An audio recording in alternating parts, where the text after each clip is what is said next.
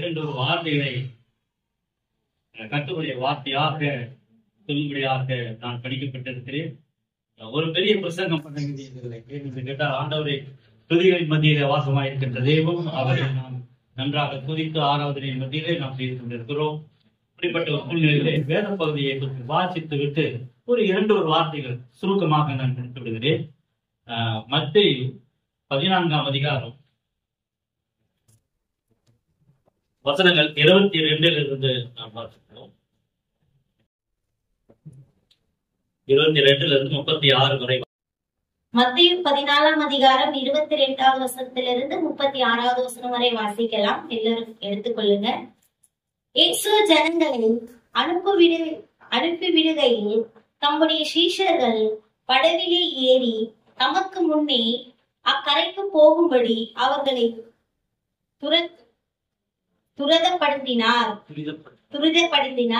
அவர்கள் ஜனங்களை அனுப்பிவிட்ட பின்பு தனித்து ஜெபம் பண்ண ஒரு மலையின் மேல் ஏறி சாயங்காலமான போது அங்கே தனிமையாயிருந்தார். அதற்குள் படகு நடுக்கடலிலே சேர்ந்து எதிர்காற்றாயிருந்தபடியால் அலைகளினால் அளவப்பட்டது. இரவு 4ஆம் ஜாமத்திலே இயேசு கடல் மேல் நடந்து அவர்களிடத்தில் வந்தார். அவர்கள் கடலின் மேல் நடக்கிறதை சீஷர் கண்டு கலக்கம் அடைந்து ஆவேசம் என்று சொல்லி பயத்திலே அலறினார்கள். உடனே இயேசு அவர்களோடே பேசி, திடன் கொள்ளுங்கள், நான் தான், பயப்படாதிருங்கள் என்றார். பேதுரு அவரை நோக்கி, ஆண்டவரே,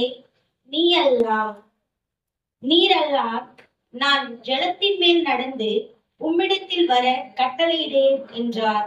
அதற்கு அவர், வா என்றார். அப்பொழுது பேதுரு படவில் விட்டு இறங்கி இயேசுவிடத்துக்கு போக ஜலத்தின் மேல் நடந்தான். காற்று பலமாய் இருக்கிறதை கண்டு பயந்து ஆழம் அமிழ்ந்து போகையில், ஆண்டவரே, என்னை ரட்சியும் என்று கூப்பிட்டான். உடனே இயேசு கையை நீட்டி அவனை பிடித்து, அற்ப விசுவாசியே, ஏன் சந்தேகப்பட்டாய் என்றார். அவர்கள் படகிலே ஏறின உடனே காற்று அமர்ந்தது.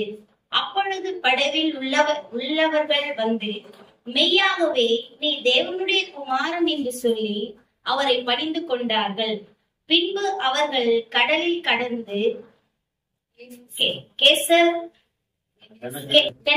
நாட்டிலே சேர்ந்தார்கள். அவ்விடத்தும் மனுஷன் அவரை என்னதென்று அறிந்து சுற்றுப்புறம் எங்கும் செய்தி அனுப்பி பிணியாளிகளை அல்லாமையும் அவரிடத்தில் கொண்டு வந்து அவருடைய வஸ்திரத்தின் ஓரத்தை ஆகிலும் அவரை தொடும்படி உத்தரவு வேண்டும் என்று அவரை வேண்டிக் கொண்டார்கள். தொட்ட யாவரும் சொஸ்தமானார்கள். தேவனுடைய நாமத்துக்கு ஸ்தோத்திரம் உண்டாவதாக.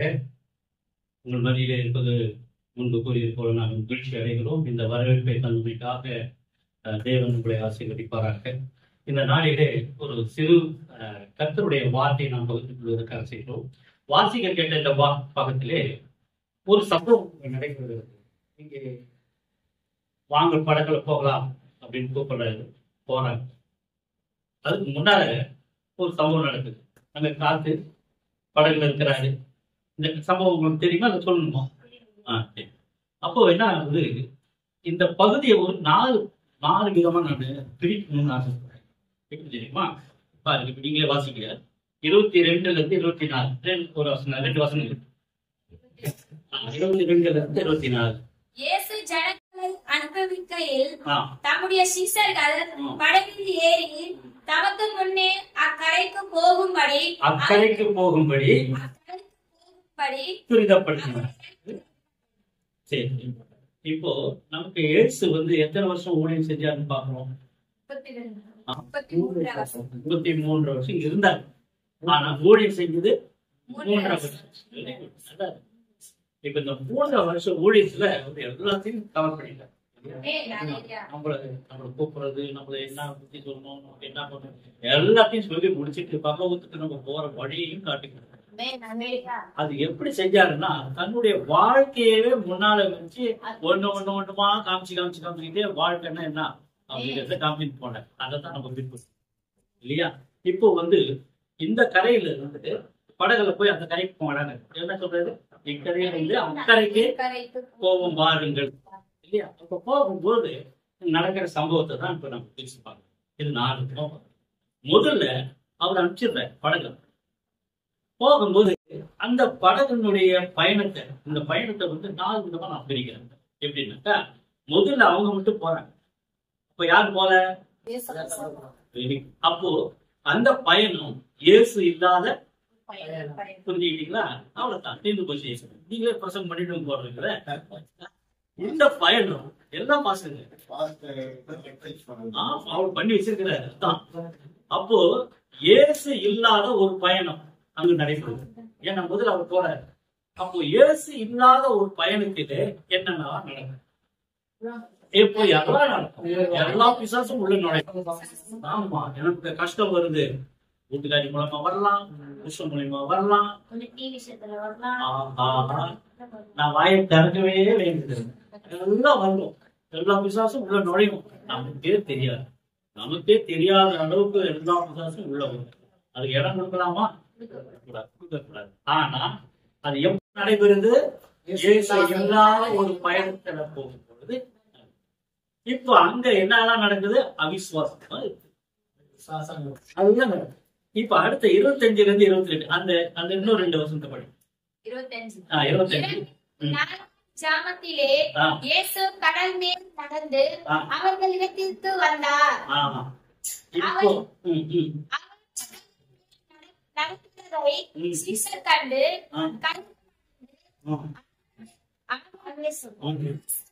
சொல்லி பயத்தினாலே அழுதினார்கள். இப்ப என்ன நடக்குதுன்னா, அவங்க தனியா இயேசு இல்லாத பயணத்துல போயிட்டு இருக்காங்க. அப்போ ஒரு பிரச்சனை இருக்கு. இப்போ இயேசு அவங்க நோக்கி போறாங்க இல்லையா. இப்ப அதே நம்ம வாழ்க்கையில எடுத்துக்கணும். இப்ப இயேசு என்ன பண்றாரு? நம்ம பிரசிங்க உங்க அம்மாவுக்கு அபிஷேகம் பண்ண போறாங்க. முதல் கொடுத்துடலாம். ஆமே. இப்போ இயேசு இல்லாத பயணத்தை பார்த்தோம். இப்ப இயேசுவை நம்மளை நோக்கி வாழ பார்த்தோம். அவர் எப்படி வராரு? இப்படிப்பட்ட ஒரு சபை வேணுங்க. அப்போ தண்ணி மேல நடந்து வர. ஆனா இவங்க என்ன நினைக்கிறாங்க? ஆவேசம் வந்துச்சோ அது வராங்களே அப்படின்னா, ஆவேசம் வந்த உடனே, பிசாசம் வந்த உடனே அடுத்த முதல் வர்றது என்ன? பயம். பயம். உடனே எல்லாம் பயந்துட்டாங்க. அப்போ இயேசு நம்ம நோக்கி வரும் பொழுது சந்தோஷமா ஏத்துப்பியா? பயத்தோட ஆவேசம் சொல்வியா? ஏத்துக்கணும். இங்க என்ன செஞ்சிருக்காங்க பத்தியா? அதுதான் நம்பும். அதுதான் நம்பும். இயேசு நம்ம நோக்கி வராது, நமக்கு தெரிய மாட்டேங்குது. நம்முடைய வாழ்க்கையில அவர் நம்மளை மேற்கொள்ள வேண்டும் அவர் ஆசைப்படுறாரு. அவருக்கு நம்ம இடம் கொடுக்கணும். ஆனா நம்ம இடம் கொடுக்காம அவருக்கு வயசு என்ன வேணா சொல்றோம். அவருக்கு மேல பழி போடுது. இங்க வாழ்றோம், நம்ம எல்லாம் வாழ்றோம். ஒரு 150 பேர் இருக்குமா? இருக்க ஒரு 100 வச்சு இவ்வளவு பேர் ஒற்றுமையா இருக்கணும்னு தான் ஆசைப்படுறோம். இருக்கிறோமா? ஆமா. ஆனா கேட்டாக்க நம்ம எல்லாருமே இயேசுவை ஏற்றுக்கிறோம், நேசிக்கிறோம் சொல்றோம். ஒரே இயேசுவை ஏற்றுக்கிற நம்மக்குள்ள எத்தனை பிரிவு? அப்படி போடு அனுபவிச்சு சொல்ற மாதிரி இந்த வயசுக்குள்ள. Very good.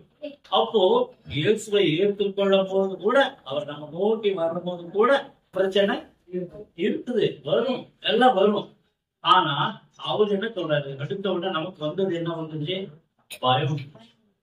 உடனே அவர் சொல்லக்கூடிய வார்த்தை பயப்படாது. உடனே அவர் சொல்லக்கூடிய வார்த்தை அப்படின்னு பயப்படாது. யோசுவா என்ன சொல்றாரு? பயப்படாது, கலங்காது, திகையாதே. அவங்க கூட யோசனை கூட இருந்தது போல இப்போ என்ன கைப்படாம இருக்கீங்க? வசனத்தை சொல்லி சொல்லி நான் மண்ணு தான் கலாட்டா சொல்லிட்டீங்க. இப்போ இயேசு நம்மை நோக்கி வரும் பொழுது அந்த பயணத்திலே நாம் அவருடைய பயணத்திலே நாம் என்ன பண்ண பயப்படாம அந்த அந்த இதை எடுத்துக்கணும். அடுத்த ஒரு வாசம் 28:30. அவரை நோக்கி, ஆண்டவரே, நீரானால் நான் ஜலத்தின் மேல் நடந்து உம்மிடத்தில் வர கட்டளையிடும் என்றார். இப்ப பாரு, நம்பர் உடனே உனக்கு ஆசை என்ன வரும்? உலக பிரகாரம் இன்னொருத்தன் பார்த்தான்னா அவன் நல்ல டிஷர்ட் போடுறான், ஜீவ பண்ணான், அவன் வண்டி வச்சிருக்கானா, அதோட பெரிய வண்டி நான் அதே மாதிரி நானும் செய்யும். அவன் வீட்டுல ஒரு டிவி இருந்துச்சுன்னா பெரிய டிவி. இப்ப என்ன நினைச்சுட்டான், அவர் நடந்து வர்றத பார்த்துட்டு பேர் என்ன நினைக்கிறான், அது நீதான், அது நீதான் நடந்தது, நீதான். நமக்கு வாழ்க்கையில தானே. அப்போ நானும் அதே மாதிரி நடந்து. அப்போ பாருங்க அவர் என்ன சொல்றாரு, நான் சாமிகிட்ட போகணும்னா அவர் என்ன பண்ண வர என் இடத்தில் வருபவரை நான் புறம்பே. ஆமா, நம்ம சாமிகிட்ட போகணும்னா புறம்பு தள்ளுறதில்லை, வாழ்க்கை. நம்ம எப்படி போகணும்? விசுவாசத்தோடு. இவன் 2 ஸ்டெப் வைக்கும்போது ஆண்டவர் தானே நினைச்சுன்னு வச்சுட்டான், போயிட்டான். ஆனா அந்த அது வரைக்கும் 2 ஸ்டெப் வச்சவனுக்கு விசுவாசம் கிடைச்சது என்ன? அவன் என்ன பண்றான்? புரியுது. இப்போ இயேசுன்னா யாரு? முதல்ல இயேசுன்னா யாரு? நம்ம என்ன சொல்றோம்? இயேசு குமாரன் சொல்றோம், தேவகுமாரன் சொல்றோம். இப்போ கன்னிமரியாட்டிலிருந்து உற்பத்தி பண்ணதுனால அவர் என்னன்னு சொல்றோம்? மனுஷகுமாரன். தேவனிடத்துல வந்ததுனால தேவகுமாரன். கன்னிமரியாட்டிலிருந்து பிறந்தா நம்ம ரட்சிக்க வந்ததுனால அவர் ரட்சகர். நம்ம மீட்க வந்ததுனால அவர் மீட்பர். எவ்வளவு பேர் இருப்பாரு அவருக்கு இல்லையா? அப்போ தாவீதின் வம்சத்துல வந்ததுனால தாவீதின் குமாரனே சொல்றோம். தாவீது யாரு? ஒரு ராஜகுமார். ஆமா, அப்ப யாரு நம்ம இயேசு யாரு? தாவீதின் குமாரனா இருந்தா யாரு? ஒரு ராஜகுமார் இல்லையா? அப்போ நம்மளை மீட்க வந்த ஒரு ஆசாரியனா இருந்தா அப்ப அவர் ஆசாரியர். எவ்வளவு பேர் பாரு அவருக்கு, அவருடைய நாமங்கள் எவ்வளவு பேர். அப்படிப்பட்டவருக்கு இன்னொரு பேரும் உண்டு. அவருக்கு அந்த வார்த்தைங்கிறது அவருக்கு பேர் இல்லையா? வார்த்தையினாலே உலகத்தை. அந்த வார்த்தை என்னவாச்சு? தேவனா இருந்தது. அது மாம்சமாக மாறுது. அது மாம்சமா மாறும்போது தான் மனுஷகுமார் ஆகும் இல்லையா? அப்ப அந்த வார்த்தைக்கு இன்னொரு பேர் சொல்லணும். வானத்திலிருந்து வந்த மன்னா சொல்றோமா? ஆமா, வானத்திலிருந்து வந்த மன்னா யாருன்னா இயேசு. அப்ப அவர் என்ன சொல்றாரு? ஜீவாப்பம். எவ்வளவு பேர் பாரு, எல்லாமே ஒன்றைதான். அப்பேற்பட்ட வார்த்தை, அப்பேற்பட்ட மன்னா, அப்பேற்பட்ட ஜீவாப்பம் நம்ம இடத்துல நோக்கி நம்ம வரும் பொழுது நாம ஏற்றுக்கணுமா? ஆமா, அப்ப ஏத்துக்கும் போது வரக்கூடிய பயம்னா எப்படி போயிடும்? ஆனா காத்து அடிக்குது. நம்முடைய வாழ்க்கையில பலத்த காத்து அடிக்குதா? அப்படின்னா என்ன அர்த்தம்? பலத்த காத்து அடிக்குதுன்னா என்ன அர்த்தம்? சோதனைகள் வரும், சோதனைகள் எல்லாம் வரும், நம்ம நோக்கி வரும். அப்போ பலத்த காத்து வருகின்ற அந்த பிசாசினுடைய தொந்தரவு அது இது எல்லாம் வரும் பொழுது நமக்கு கொடுக்கிற ஒரே தைரியம், ஆண்டவர் நீ பயப்படாது, நீ பயப்படாது, நான் விசுவாசத்தை கையில புடிச்சுக்கிட்டோம்னா நீ தண்ணி மேல நடக்கலாம், எது மேலையும் நடக்கலாம் இல்லையா? அப்போ இது இப்ப என்ன பயணம்? அடுத்த பயணத்தை நம்ம பார்க்கணும் இல்லையா? முதல் பயணம் இயேசு இல்லாத ஒரு பயணம். அடுத்தது இயேசு நம்மை நோக்கி வந்த பயணம். அடுத்தது இயேசுவை நோக்கி நாம் போற பயணம். கடைசி ஒரு பயணம் இருக்குது, 32-36 பாரு. அந்த போராட்டங்கள், அந்த கஷ்டங்கள், வாழ்க்கையில வந்த பயங்கள் எல்லாவற்றையும் ஆண்டவர் ஒரே அதட்டி போயிட்டு. அப்ப அடுத்த பயணம் இதோட போகணும். கடைசியா படவில் ஏறின உடனே காற்று அமர்ந்தது. பத்தியா? இது அப்படியே அங்கே ஒரு வார்த்தை அப்படியே முடிச்சுது. அப்ப என்ன சொல்றாரு? படகுல ஏறின உடனே இப்ப காத்த நம்ம என்ன சொன்னோம்? போராட்டம், வாழ்க்கையில சோதனை, எவ்வளவு கஷ்டங்கள் இதெல்லாம் இருந்தது. இயேசு அந்த படகுல ஏறின உடனே அந்த காசு அமைந்திருந்தாய். உன்னுடைய வாழ்க்கை என்ற படகிலே ஆண்டவர் ஏறுவார்கள், உன்னுடைய வாழ்க்கை அமைதியா சொல்லு. நீ படகிலே ஏறு. வாழ்க்கை என்ற படகிலே நீ வாழ்க்கையிலே ஆண்டவர் இல்லாத ஒரு பயணத்திலே இருந்தாய். ஒரு காலகட்டத்திலே ஆண்டவர் நம்மை தெரிந்து கொண்டார். அவர் நம்மை நோக்கி வந்தார். ஏழையா மனுக்குலத்திலிருந்து நம்ம பிறந்து இதுதாண்டா உனக்கு வாழ்க்கை, உன்னை மீட்கத்தாண்டா நான் வந்தேன்னு வந்தார். அவர் நம்ம நோக்கி வரும்பொழுது நம்ம பயப்படாம ஏத்துக்கிட்டோம்னா அவர் நம்மோடு சேர்ந்து பயணம் செய்வார். பயணம் செய்யும் பொழுது நமக்கு வாழ்க்கை அமைதல் உண்டாயிருக்கு. அப்பொழுது படவில் உள்ளவர்கள் வந்து மெய்யாகவே நீ தேவனுடைய குமாரன் அவரை பணிந்து கொண்டார்கள். நமக்கு வாழ்க்கையில ஒரு அற்புதமும் அடையாளம் ஏற்பட்டாதான் சாமிக்கிறோம். இல்லைன்னா என்ன பண்ணும்? என்ன சாமி எனக்கு சோதனை கொடுக்குற? ஆண்டவர் சோதிக்கிறவர் இல்ல இல்ல ஆண்டவர் சோதிக்கிறவர் இல்ல.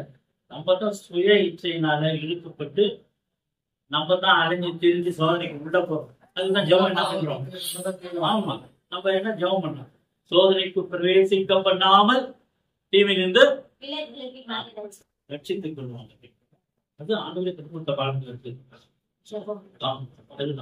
இப்ப என்ன பண்றோம்? ஆண்டவரை நாம் படைகளே, வாழ்க்கை படைகளே நம்முடைய பயணம், வாழ்க்கை பயணம் இதாக இருக்கும். இந்த இடத்திலே, இந்த திருச்சபையிலே எல்லோரும் ஒரே படகிலே ஏறி இருக்கிறீர்கள். அது ஆண்டவரோடு செய்கின்ற பயணமாக இருக்கட்டும். ஆண்டவரோடு செய்யும் பொழுது உங்கள் வாழ்க்கை நிம்மதியாக இருக்கும். ஆண்டவருடைய ஆசீர்வாதம்.